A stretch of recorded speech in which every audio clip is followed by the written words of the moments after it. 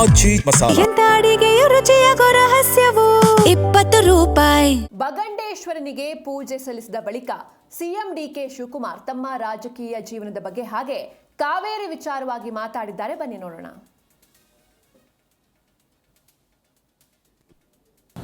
ನಾನೇನು 45 ವರ್ಷ ಹೋರಾಟ ಮಾಡ್ಕೊಂಡು ಬಂದು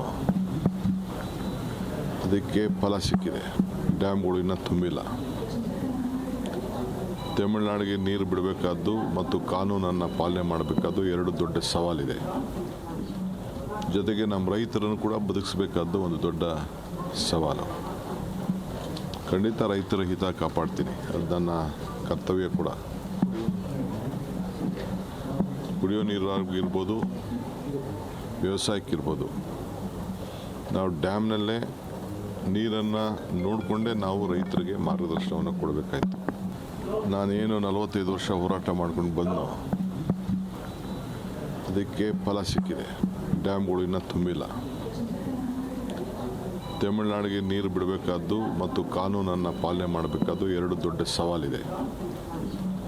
ಜೊತೆಗೆ ನಮ್ಮ ರೈತರನ್ನು ಕೂಡ ಬದುಕಿಸಬೇಕಾದ್ದು ಒಂದು ದೊಡ್ಡ ಸವಾಲು. ಖಂಡಿತ ರೈತರ ಹಿತ ಕಾಪಾಡ್ತೀನಿ, ಅದು ನನ್ನ ಕರ್ತವ್ಯ ಕೂಡ.